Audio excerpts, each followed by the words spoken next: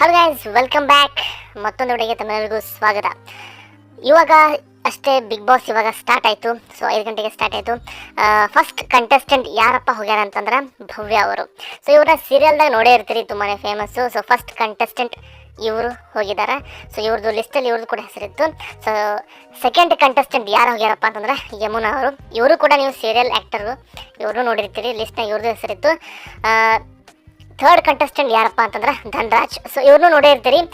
ಇವರು serial actor ಅಲ್ಲ, but ನೀವು ಇನ್ಸ್ಟಾಗ್ರಾಮಲ್ಲಿ ರೀಲ್ಸ್ ನೋಡೇ ಇರ್ತೀರಿ. ಇವ್ರದ್ದು ತುಂಬಾ ಅದ್ಭುತವಾಗಿ ಕಾಮಿಡಿ ರೀಲ್ಸ್ನ ಮಾಡ್ತಾ ಇರ್ತಾರೆ ಅವರು. ಸೊ ಅದ್ಭುತವಾಗಿರುತ್ತೆ.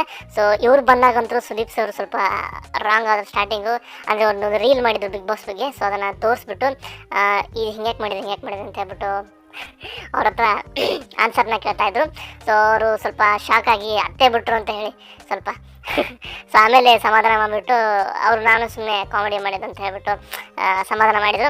ಓಕೆ, ಸೊ ಸದ್ಯಕ್ಕೆ ಇವ್ರು 3 ಕಂಟೆಸ್ಟೆಂಟು ಬಿಗ್ ಬಾಸ್ ಒಳಗಡೆ ಹೋಗ್ಯಾರ. ಸೊ ಫಸ್ಟಿಗೆ ಭವ್ಯ ಅವರು, ಆಮೇಲೆ ಯಮುನಾ ಅವರು, ಇವ್ರು ಹೋಗ್ಯಾರ ಫಸ್ಟ್ ಬಿಗ್ ಬಾಸ್ ಒಳಗಡೆ. ಬಿಗ್ ಬಾಸ್ ಅವರು ಆ್ಯಕ್ಚುಲಿ ಇವ್ರಿಗೊಂದು ಸ್ಪೆಷಲ್ ಪವರ್ನ ಕೊಟ್ಟಾರ ಇವರಿಬ್ಬರಿಗೂ.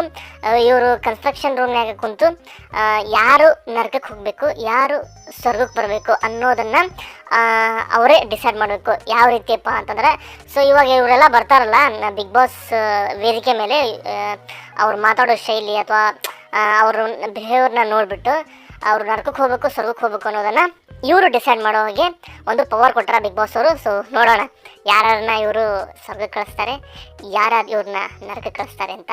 ಸೊ ಇನ್ನೂ ಸ್ವಲ್ಪ ಕಾದ್ಬಿಟ್ಟು ನೋಡೋಣ. ಸೊ ಇದೇ ರೀತಿ ಮಾಹಿತಿಗಾಗಿ ನನ್ನ ಚಾನಲ್ನ ಸಬ್ಸ್ಕ್ರೈಬ್ ಮಾಡಿಕೊಡ್ರಿ. ಆದಷ್ಟು ಬೇಗ ಇನ್ನೊಂದು ಅಪ್ಡೇಟ್ ವಿಡಿಯೋಗೆ ಇದೊಂದಿಗೆ ಮತ್ತೆ ಬರ್ತೀನಿ.